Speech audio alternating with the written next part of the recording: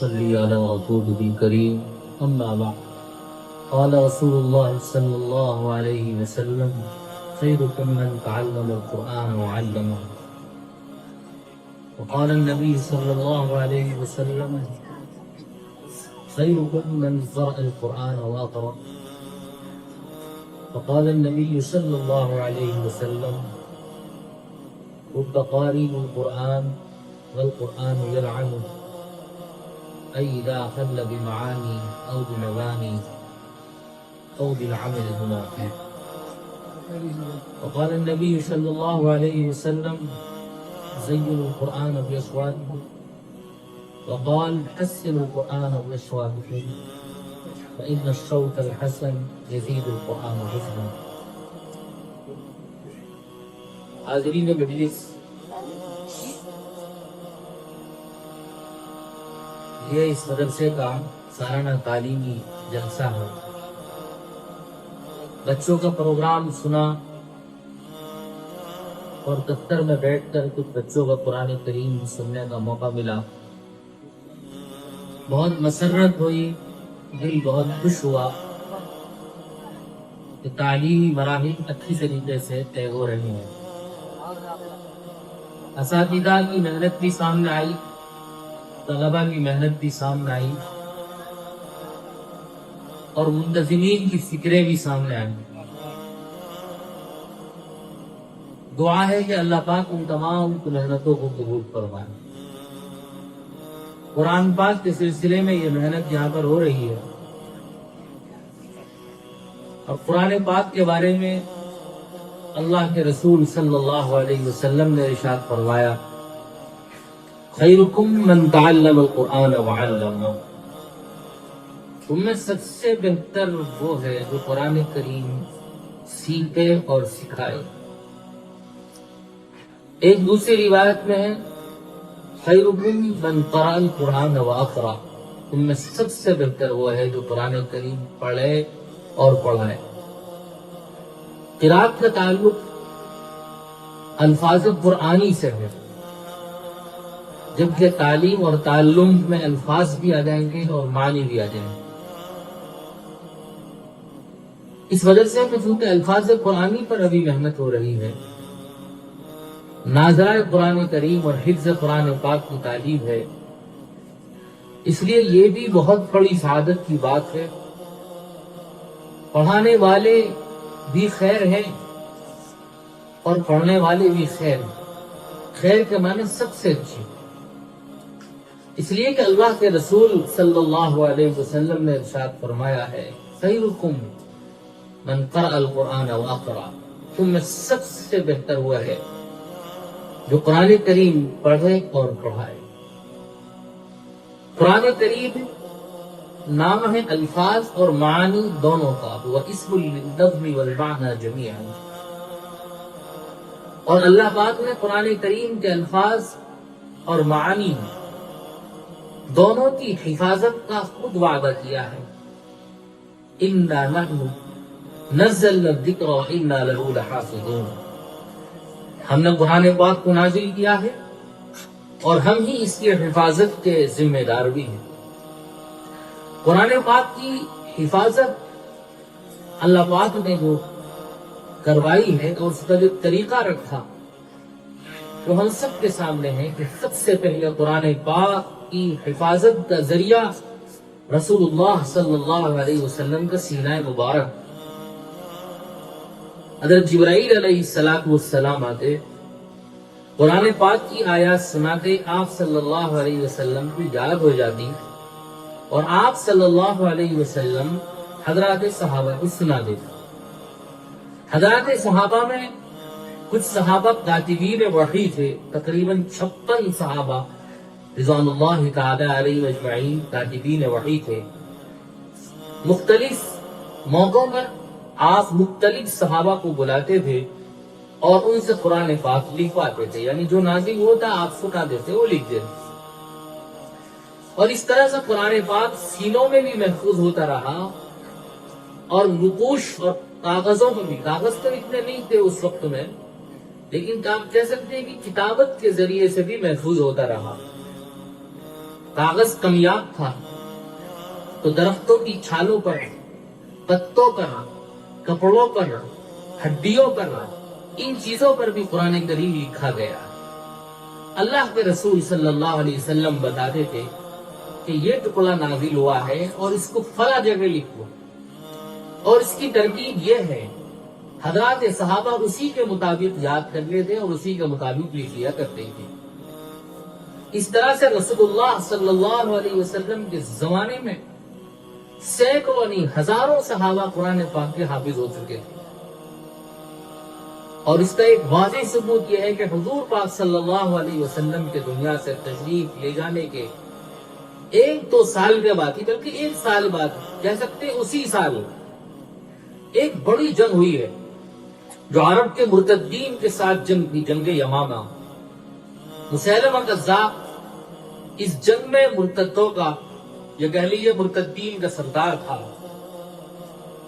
اس وقت میں جو حضرات صحابہ کی جماعت گئی ہے لڑنے کے لیے 13,000 کا لشکر تھا، اور یہ حضرات صحابہ مرتدین کی جماعت کے ساتھ لڑے اور بہت سے صحابہ اس کے اندر شہید ہوئے۔ ایک بڑی تعداد، کہتے ہیں کہ تقریباً 700 شہید ہونے والے حضرات صحابہ حفاظ اور قرہ تھے۔ اس سے آپ اندازہ لگا سکتے ہیں کہ صحابہ میں کتنی بڑی تعداد قرآن کریم حفظ کرنے والوں تھی۔ حضرت عمر رضی اللہ تعالیٰ عنہ نے خاص طور پر حفظ قرآن کی طرف توجہ دلائی۔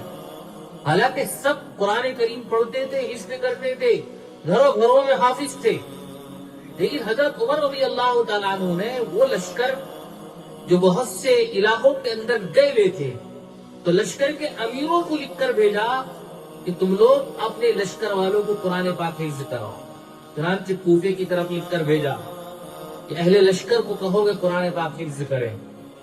ایک بڑی تعداد 1 سال کے اندر حافظ ہو گئی، اور وہ فہرست حضرت عمر ابن خطاب رضی اللہ تعالیٰ عنہ کے پاس پہنچائی گئی۔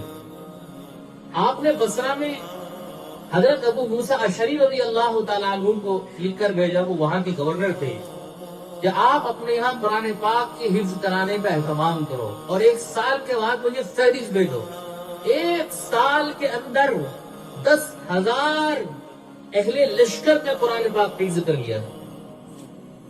اتنی بڑی تعداد حضرات صحابہ کے درمیان حفاظ کی تھی، قرہ کی تھی، اور پھر یہ سلسلہ تابعین کی طرف منتقل ہوا، تبع تابعین کی طرف منتقل ہوا، اور پھر کاغذ کی فراوانی بھی ہو گئی، کاغذوں کے اندر بھی چھپنے لگا، اور امت میں ہمیشہ ہر دور میں لاکھوں علماء اور لاکھوں حفاظ قرآن کریم کو اپنے سینے میں محفوظ کیے رہے ہیں۔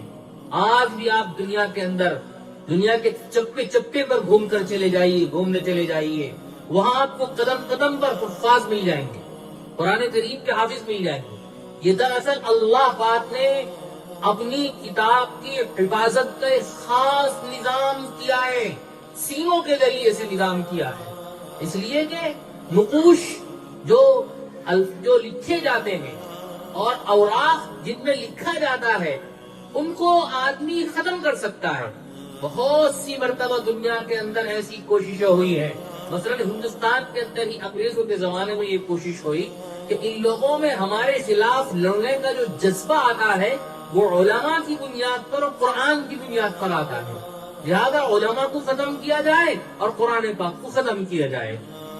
چنانچہ انگریز نے اس کے لیے بہت سارے علماء کو چن چن کر قتل کیا، تقریباً 52,000 علماء کرام کا قتل کیا ہے انگریز نے 1857 کی جنگ آزادی کے بعد میں۔ اور پھر اس کی توجہ ہوئی کہ قرآن پاک کو اکٹھا کیا جائے اور اس پر پابندی لگانے کے ساتھ ساتھ جب جہاں سے قرآن پاک کے نسخے ملے ان کو جلایا جائے۔ چنانچہ دلی جو اس وقت ان کا کیپٹل تھا اور اطراف دہلی، پنجاب کا علاقہ، گجرات کا، مختلف جگہ سے قرآن پاک کو تلاش کر کے لاتے تھے، اکٹھا کر کے اس کو جلایا کرتے تھے، اور ایک طرح سے انہوں نے اس کتاب پر بین لگانے کی کوشش کی۔ پانی پت ہندوستان کی ایک تاریخی جگہ ہے، ہریانہ کے اندر۔ پہلے زمانے میں پنجاب، ہریانہ یہ ایک ہی علاقہ ہوتا تھا اور یہ بہت بڑا علاقہ تھا۔ پانی پت ایک ایسی جگہ ہے کہ جہاں پر اس زمانے میں قرآن پاک پر بہت محنت ہوتی تھی. بڑے بڑے قرا وہاں پر پیدا ہوئے ہیں اور وہاں پہ ایک خاص لہجہ بھی ہے قرآن کریم پڑھنے کا. ٹھیٹ ہندی لہجہ بڑا اچھا بھی لگتا ہے جب پانی پت کے لہجے میں قرآن کریم پڑھا جاتا ہے. تو وہاں حفظ کرنے کا بہت خاص رواج ہوتا تھا. چھوٹے بچے بچیاں وہاں پر قرآن کریم پڑھتے تھے. تو جب وہاں کے لوگوں نے دیکھا کہ انگریز جگہ جگہ سے قرآن کریم اکٹھا کرتا ہے اور ان کو آگ لگا دیتا ہے, تو انگریز کے بڑے آفیسر کو جس کو ایک کام سونپا گیا تھا اس کو وہاں پر بلایا گیا. اور وہاں پر چونکہ رواج تھا کہ بچوں اور بچوں کو قرآن پاک حفظ کرایا جاتا تھا. 7 سال کے بچے, 8 سال کے بچے, 9 سال کے بچے اور بچیاں قرآن کریم ان کے سینوں میں محفوظ ہوتا تھا. تو ایک ایسی ایک پروگرام کے جلسہ کیا اور وہاں پر انگریز آفیسر کو خاص طور پر مدعو کیا جس کی ذمہ داری یہ تھی کہ قرآن پاک کو جگہ جگہ سے اکٹھا کرو اور ان میں آگ لگاؤ. ان کے سامنے ان چھوٹے بچوں کو بلایا وہاں کے لوگوں نے اور کہا کہ قرآن کریم پڑھو. 7 سال کا بچہ, 7 سال کی بچی قرآن کریم پڑھتا ہے, قرآن کریم پڑھتی ہے, جہاں سے کہتے ہیں پڑھتا چلا جاتا ہے بچہ. کبھی یہاں سے پڑھوایا جا رہا, کبھی وہاں سے پڑھوایا چلا جا رہا. انگریز حیران ہے کہ اتنا موٹا قرآن, اتنی وسیع کتاب, اتنے زیادہ حروف اس کے اندر اور یہ چھوٹے چھوٹے بچے اس کو حفظ کیے ہوئے ہیں. تو وہ جو ذمہ دار لوگ تھے جنہوں نے انگریز کو دعوت دی تھی وہ کہنے لگے صاحب آپ قرآن کریم کے نسخے اکٹھے کر کے جلا سکتے ہیں اور آپ تو قرآن کریم کو ختم کر سکتے ہیں, لیکن اگر آپ میں ہمت ہے تو ان بچوں کے سینوں سے قرآن کریم کو ختم کر کے دکھاؤ, کھرچ کے دکھاؤ. اور یہ تو صرف پانی پت کے بچے ہیں, پوری دنیا کے اندر لاکھوں بچے اہل اسلام کے قرآن کریم کے حافظ موجود ہیں. تو انگریز نے اعتراف کیا کہ حقیقت یہ ہے کہ قرآن کریم کو ہم ختم نہیں کر سکتے, اس لیے کہ اس کی حفاظت کا وعدہ خدا نے لیا ہے اور سینوں کے ذریعے سے اللہ پاک قرآن پاک کو محفوظ کر رہا ہے اور قیامت تک اسی طرح سے حفاظت ہوتی رہے گی. آپ دیکھتے ہوں گے رمضان المبارک کے اندر کہ ایک سے ماہر حافظ ہماری مساجد کے اندر آتے ہیں, قرآن پاک پڑھتے ہیں تراویح کے اندر بہترین انداز سے, لیکن ذرا سی بھی کہیں پر غلطی ہوتی ہے تو پیچھے ہم جن کو کھڑا کرتے ہیں وہ ان کو برداشت نہیں کرتے. وہ بتاتے ہیں صاحب یہاں غلطی ہوئی ہے, یہاں چوک ہوئی ہے, یہاں ایک حرف آگے پیچھے ہو گیا ہے, یہاں زبر سے پیش میں کمی ہو گئی ہے. کوئی برداشت نہیں کرتے, کوئی نہیں. بعض مرتبہ اگر وہ حرکات پوری بھی کر دیتے ہیں تو بعض حفاظ سلام پھیرنے کے بعد جا کر کہتے ہیں کہ صاحب آپ سے یہاں پر غلطی ہوئی ہے. لیکن کوئی ایک مسلمان کا بچہ بھی یہ گوارا نہیں کرتا کہ قرآن پاک کو غلط طریقے سے پڑھ لیا جائے. مامون الرشید, ہارون رشید کا بیٹا اور بہت جاہ و جلال کا بادشاہ گزرا ہے. اس کے زمانے میں علم و فن کے لحاظ سے بہت سی خدمات ہوئی ہیں. ایک دفعہ اس کی ایک مجلس علمی چل رہی تھی, اس میں بہت سارے علماء اور فضلاء تھے. ایک یہودی عالم تھا اور وہ بہت ہی زیرک, بہت ہی سمجھدار, بہت ہی فہیم اور ذکی اور علوم و معارف اس کے سینے کے اندر, یہاں تک کہ قرآن و حدیث کا ذخیرہ بھی اس کے سینے کے اندر تھا. وہ جب بات کرتا تھا مجلس کے اندر تو حدیثیں بھی سناتا, حدیث کے فنون پر بحث کرتا, قرآن پاک کی آیتیں بھی سناتا, فقہ کی بات بھی کرتا. مامون رشید بڑا حیران ہوا اور اس نے کہا کہ جب تمہیں قرآن و حدیث کے بارے میں اتنا علم ہے تو تم مسلمان کیوں نہیں ہو جاتے؟ اور بادشاہ وقت نے خود اپنی طرف سے اس کو اسلام کی دعوت دی اور کہا کہ اگر تم مسلمان ہو جاؤ گے تو ہماری طرف سے تم کو بہت ساری مراعات ملیں گی, بہت سارے ہر طرح سے تمہارا اکرام کیا جائے گا. مامون رشید نے خود پیشکش کی اور میں نے بتایا مامون چھوٹا آدمی نہیں تھا, ہارون رشید کا بیٹا. اس وقت ہندوستان جتنا بڑا ہے, اتنے بڑے 2 ملک اور اس کے ساتھ ملا دیے جائیں, اتنے بڑے خطۂ ارض پر مامون رشید کی حکومت ہے. اتنا بڑا بادشاہ ہے, ایسے بڑے جاہو جلال کا بادشاہ, شان و شوکت والا بادشاہ ہے وہ. مامون رشید کی طرف سے پیشکش ہو رہی ہے مسلمان ہو جاؤ صاحب, ہمارے ساتھ ہو جاؤ گے تو تمہیں بہت کچھ دیا جائے گا, بہت چیزوں سے نوازا جائے گا, عہدہ بھی دیا جائے گا, عزت بھی ہوگی, قدر و منزلت بھی تم کو ملے گی, ہر طرح سے تم کو نوازا جائے گا. لیکن اس نے انکار کر دیا کہ نہیں, میں اپنے باپ داداؤں کے دین کو نہیں چھوڑ سکتا. وہ چلا گیا. 1 سال کے بعد وہ آیا اور اسی طرح کی مجلس میں آیا. مجلس علمی منعقد تھی، بڑے بڑے علماء تھے، کچھ خاص مسائل پر بحث اور گفتگو ہو رہی تھی۔ اس وقت وہ جو بندہ آیا مسلمان ہونے کی حیثیت سے آیا، اب وہ مسلمان ہو چکا تھا۔ مامون رشید نے پہچان لیا کہ یہ تو وہی بندہ ایک سال پہلے جو یہودی تھا، اور میں نے اس کو مسلمان ہونے کی پیشکش کی تھی لیکن یہ مسلمان نہیں ہوا۔ تو مامون رشید نے پوچھا کہ بھائی بات کیا ہے، مسلمان کیوں نہیں، کیوں ہو گئے تم مسلمان؟ اس وقت تو مسلمان نہیں ہوئے تھے، اب کیوں اسلام میں داخل ہوئے؟ تو اس نے بتایا اصل میں نے اپنی تحقیق کی بنیاد پر اسلام قبول کیا ہے۔ میں دراصل ایک کاتب ہوں، خطاط ہوں، میں کتابت کرتا ہوں اور میں لکھتا ہوں۔ تو میں نے جانچنے کے لیے، جائزہ لینے کے لیے اور سمجھنے کے لیے کیا کیا، انجیل لکھی اور کئی نسخے اس کے اپنے ہاتھ سے لکھے، اور اس میں کئی جگہ میں نے غلطیاں کی۔ توریت کو لکھا، اس میں کئی جگہ میں نے غلطیاں کی۔ قرآن پاک کو لکھا، اس میں کئی جگہ میں نے جان بوجھ کر غلط لکھا۔ میں جب انجیل عیسائیوں کے پاس لے کر گیا تو انہوں نے بہت عزت احترام کے ساتھ اس کو قبول کیا اور مجھے بہت کچھ چیزوں سے نوازا انہوں نے۔ اور پھر میں جب توریت کو لے کر، جس کے اندر کئی 5 غلطیاں تھی، میں لے کر گیا ہوں، تو انہوں نے اس کو بھی اسی طریقے سے عزت سے قبول کیا اور میری بڑی پذیرائی کی انہوں نے۔ لیکن میں نے قرآن پاک میں جو غلطیاں کی تھی، اس غلطی کے ساتھ جب کسی مسلمان کے پاس لے کر گیا تو اس نے پہلے قرآن کریم کو دیکھا کہ صحیح ہے نہیں، اور جب دیکھا کہ ہاں اس کے اندر غلطی ہے تو انہوں نے مجھے میرا قرآن واپس کر دیا جو غلطیوں پر مشتمل۔ میں سمجھ گیا کہ یہ قرآن اللہ کا کلام ہے، اللہ کی کتاب ہے، اور اس کی حفاظت کی ذمہ داری اللہ نے خود لی ہے، لہذا اس کے اندر کسی طرح کی تبدیلی ہو ہی نہیں سکتی ہے، کوئی رد و بدل، کوئی کمی بیشی ہو ہی نہیں سکتا۔ لا یأتیہ الباطل من بین یدیہ ولا من خلفہ تنزیل من حکیم حمید۔ مجھے یقین ہو گیا کہ یہ اللہ کا کلام ہے اور میں نے اسلام قبول کر لیا۔ تو یہ اللہ کا کلام بڑی عظیم الشان نعمت ہے، اللہ پاک نے ہم سب کو عطا فرمائی ہے، اور جو لوگ اس کی محنت میں لگے ہوئے ہیں، پڑھنے پڑھانے میں لگے ہوئے ہیں، وہ اللہ کے نزدیک خیرکم من تعلم القرآن وعلمہ کا مصداق ہے، یعنی سب سے بہترین ہے، امت کے بہترین لوگ ہیں، امت کی کریم یہی لوگ ہیں جو قرآن کریم پڑھتے ہیں، پڑھاتے ہیں۔ چنانچہ حدیث میں آتا ہے کہ اللہ کے اولیاء حقیقت میں کون ہیں؟ ہم اہل القرآن، اللہ کے خاص لوگ، اللہ کے اولیاء، یہ وہ لوگ ہیں جو قرآن کریم پڑھتے ہیں، پڑھاتے ہیں، قرآن پاک سے تعلق رکھتے ہیں، قرآن پاک سے شغف رکھتے ہیں، یہی حقیقت میں اللہ کے اولیاء ہیں۔ اور اللہ کا کلام جو پڑھتا ہے، پڑھاتا ہے، اس سے خاص طور پر شغف رکھتا ہے۔ فرمایا کہ الماہر بالقرآن مع السفرۃ الکرام البررہ، جو اللہ تعالیٰ کے خاص فرشتے ہیں، میر منشی ہیں، ان کے ساتھ اس کا حشر ہوگا جو قرآن پاک کا ماہر ہے۔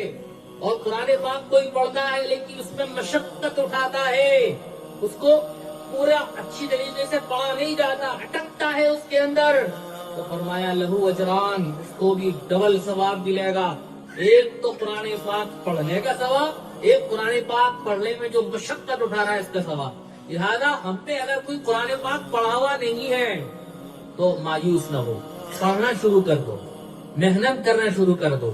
کسی ایک کو اپنے ہر مسجد کے اندر ماشاءاللہ نظام ہے، ہمارے اس بنگلور کے اندر تو صباحی مکاتب بھی چلتے ہیں، مسائی مکاتب بھی چلتے ہیں، کوئی نہ ملے تو اللہ کا دیا ہوا مال قرآن پاک پر آپ لگاؤ، اس سے بہتر مصرف کوئی اور ہو ہی نہیں سکتا ہے کہ اللہ کے کلام پر ہمارا پیسہ خرچ ہو، اور آپ اچھے سے اچھا معلم تلاش کرو اور اس کی خدمت میں رہ کر آپ قرآن کریم پڑھو، قرآن کریم حاصل کرو۔ پڑھتے پڑھتے اگر کوئی دنیا سے چلا جاتا ہے تو شہادت کی موت ہے، اس سے اچھی موت کوئی ہو ہی نہیں سکتی ہے کہ قرآن کریم پڑھتے پڑھتے دنیا سے کوئی چلا گیا۔ اور فرشتے پر بھی چاہتے ہیں، طالب علموں کے، بعض طالب علموں کے پاؤں کے نیچے، طالب علموں کے اعزاز اور اکرام میں فرشتے اپنے پر بھی چاہتے ہیں، کتنا بڑا اعزاز ہے۔ سمندر کی مچھلیاں بھی اس کے لیے دعا کرتی ہیں اگر کوئی قرآن کریم کی محنت میں لگتا ہے، پڑھتا ہے، پڑھاتا ہے، اور اس سے بڑھ کر کیا بات ہوگی۔ رسول اللہ صلی اللہ علیہ وسلم نے فرمایا پڑھو، پڑھاؤ، سب سے بہتر تم ہی ہو، خیرکم من تعلم القرآن وعلمہ۔ امام احمد بن حنبل مشہور امام ہیں، 4 اماموں سے ایک امام ہے، بڑے محدث، امام بخاری سے بڑے درجے کے محدث ہیں، انہوں نے خام میں اللہ کی زیارت کی. اللہ کی زیارت خام میں ہو سکتی ہے، ایسے نہیں ہو سکتی. اللہ نے دنیا میں رہنے والوں کی نگاہوں میں وہ طاقت ہی نہیں دی ہے کہ وہ ڈائریکٹ اللہ پاک کو دیکھ سکیں. البتہ خام میں زیارت ہو سکتی ہے. احمد بن حنبل رحمہ اللہ کو خواب میں اللہ کی زیارت ہوئی تو کہا کیف یتقرب الیک، اے اللہ میں تیرا تقرب کیسے حاصل کروں؟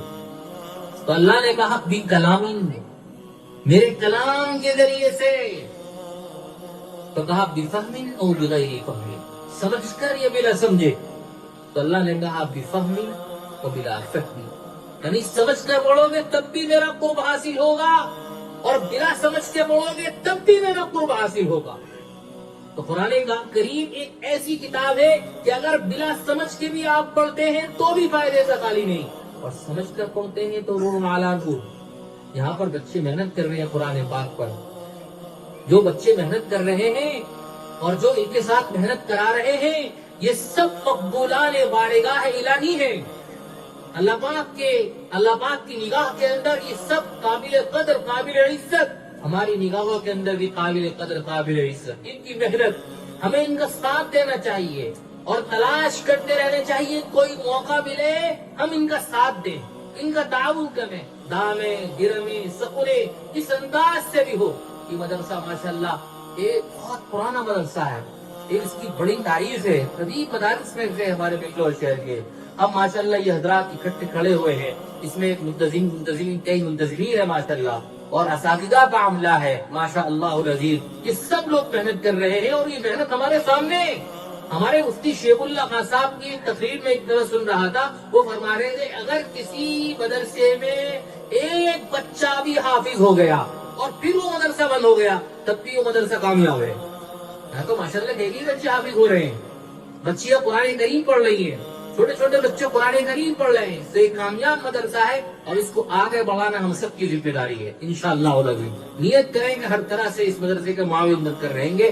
وآخر دعوانا الحمدللہ رب العالمین.